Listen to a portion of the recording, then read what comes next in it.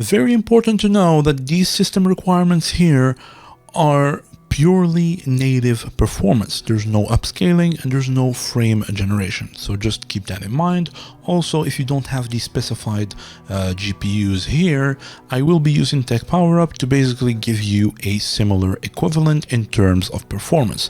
So don't worry about that, okay?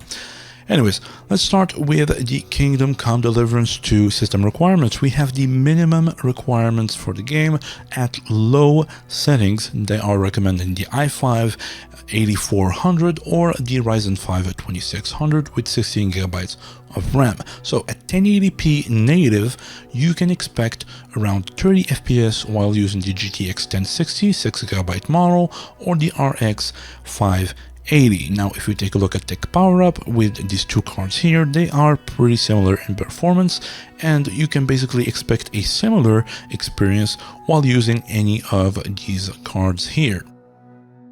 Basically, if you have any of these cards here, you can pretty much expect around 30 FPS at 1080p native. Now again, this is native, this is not upscaled, so don't lose hope yet, alright? You can enable DLSS or FSR, basically quality, to gain around 30% more performance, so this 30 FPS can become about 40 average FPS, or you can go even to performance mode and you can make this 30 FPS become basically around 50 to 60 average FPS. So that's still a pretty good experience for a single player game if you do have a lower end card like this one's, okay? So let's move on to the recommended 1080p settings. We have medium preset and we have the high preset. Now again, I will be talking about these two columns here because these two graphics cards here and these two graphics cards here are pretty much very similar. If we take a look at Tech PowerUp and we take a look at, for example, the RTX 2060 Super, right? As you can see here, it's not very far ahead from the RX 5700, neither the RTX 3060 12GB model or the RX 6600 XT. It's only like 11% faster, right? So they are in a pretty much similar ballpark here. So if you do have any of these cards right here, you can pretty much expect a similar performance to the RTX 2060 Super or the RTX 3060. Okay, so let's take a look at the FPS here. So for the medium preset, they are recommending the i5 13600K or the Ryzen 5 7600X with 24 gigabytes of RAM. And at 1080p native resolution, you can expect around a 60 FPS while using the RTX, while using any of these cards right here, basically, right? And if we go from medium to high preset settings, that 60 FPS will become 30 FPS average, which is a pretty much a pretty big difference here. Also, the CPU recommendation changes from these specifications here to the i5 12600K or the Ryzen 7 5800X. So just keep that in mind. And also, it jumps from 24 gigabytes of RAM to 32 gigabytes of RAM.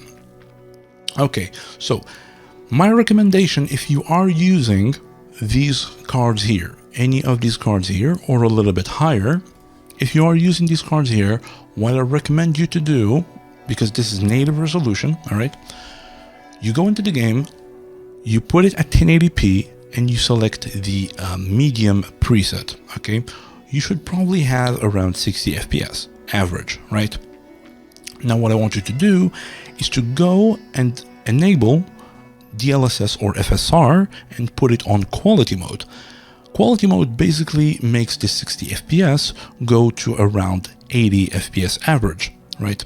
And then you have two options. Either you settle for that 80 FPS and basically enjoy a more smooth experience if you do have like a higher refresh rate monitor, Or a better way is to basically go ahead and customize your own settings and basically optimize your game.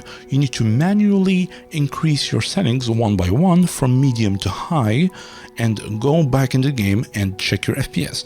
Increase the setting and then go back into the game and check the FPS. Increase the next one, check your FPS until that 80 average FPS that we have with the LSS quality becomes between about like 60 to 65 FPS. So by doing this, you basically optimize your game to have the best visual fidelity while maintaining a very smooth experience of 60 FPS gaming basically. So I think that's the best way to do it if you have any of these cards here. All right, so just do keep that in mind when the game actually comes out.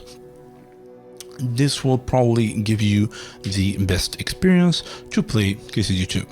So let's go ahead and move on to the recommended 1440p settings. We have the medium preset. They're recommended in the same CPU and the same RAM usage. At 1440p native, you can expect around 60 FPS while using the RTX 3060 Ti or the RX 6700 XT. Now again, if we take a look at Tech Power Up and check these cards out, there it is. There we go. So if you have any of these cards right here, right? If you have any of these cards right here, you can pretty much expect a very similar experience to the RTX 3060 Ti or the RX 6700 XT. Now keep in mind this is 1440p and native. With the LSS quality, again, that 60 FPS will become around 80 FPS average. And also, if you don't have a 1440p, you only have like a 1080p monitor, then you can add another 20% performance to the FPS, because between 1080p and 1440p there's about 20 to 22% performance cost.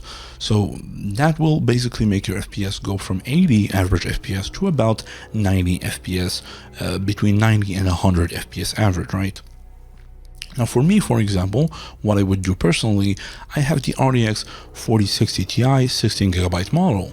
So what I'm gonna be doing probably is to just go at 1080p, I only have a 1080p monitor, and go ahead and just max everything out to ultra. And then I would enable the LSS quality, and on top of that I will enable NVIDIA Reflex and frame generation. All right, and that will pretty much set me up to about 60, between maybe like 70 to 75 FPS. And I will probably adjust some settings if I need to. So if you do have a similar card or these cards right here, and you have the opportunity to enable frame generation, or maybe like not the DLSS one, maybe just the FSR frame generation, then just do that if you can handle it. I mean, it's a single player game, you shouldn't really worry about latency, but yeah, we'll see about that. Anyways, this is about it about the medium preset at recommended 1440p. Now let's move on to the recommended 1440p with the high preset. They are recommending the i7 13700K or the Ryzen 7 7800X3D and 32GB of RAM. Now at 1440p you can expect 60 FPS while using the RTX 4070 or the RX 7800 XT. Now this kind of makes sense because for the AMD it does kind of make sense, because if we take a look at the RX 5700, right, we have 1080p 30 FPS with the same settings.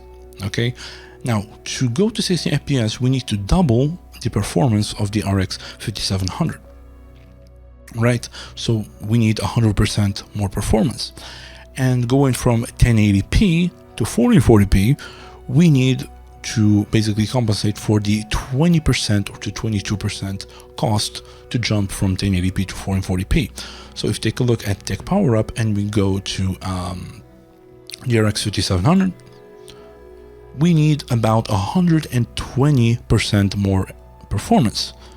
And if we take a look at that, we can see that there is the RX 7800 XT, and which is the specified card here. So this does make sense. But if we take a look at the NVIDIA cards, we have the RTX 2060 Super. Okay, if we take a look at the 2060 Super, where is it? There it is. And we take a look at the 4070. As you can see here, it's only 90% faster. Okay, as you can see here, it's only 90% faster. We need 120, and 120, which is here, is the RTX 4070 Super. So I think they kind of did maybe a mistake here, maybe like a mistype, or they forgot to add the Super here, because that would make a little bit more sense than the RTX 4070. But yeah, if you have any, if you have any of these cards here around this ballpark here, then you can pretty much expect a similar experience at 1440p. You have around 60 FPS. Okay, now keep in mind this is again just native and without frame generation, so you can increase your FPS even more by using DLSS or FSR, and also using frame generation. All right, so let's move on to the last column, which is the best settings at ultra preset. We have the 1440p and we have the 4K resolution. They are recommended the same CPU and the same RAM. So at 1440p, you can expect around 60 FPS while using the RTX 4080 or the RX 7900 XT. Right, and at 4K, you can expect around 30 FPS with these cards right here. Now 4040p, pretty good. I mean, 60 FPS. You can also enable DLSS and frame gen, and also at 4K you can also enable DLSS and frame gen. Especially DLSS performance at 4K looks very good, right? It doesn't degrade the quality very much, and you can also enable frame generation with NVIDIA Reflex if you have an NVIDIA card, and basically have a really smooth experience at 4K. So let's take a look at the 4080 right here. So if you do have any of these cards right here, I mean, first of all, why are you even watching this video? Because you shouldn't be worrying about performance at this point. And basically, you should expect a very similar experience to the 4080 or the 7900 XT, the RX, right?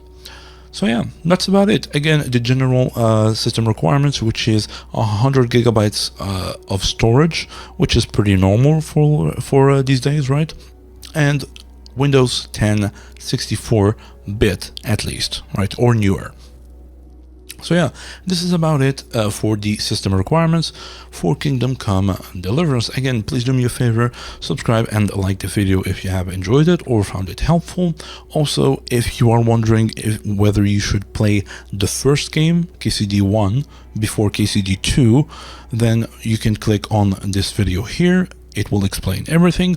Or if you are looking for a story recap to the first game, basically like the lore and the story, you can click on this video here. Just 30 minutes, you will understand everything about the game. So yeah, thank you so much for watching, and see you in the next one.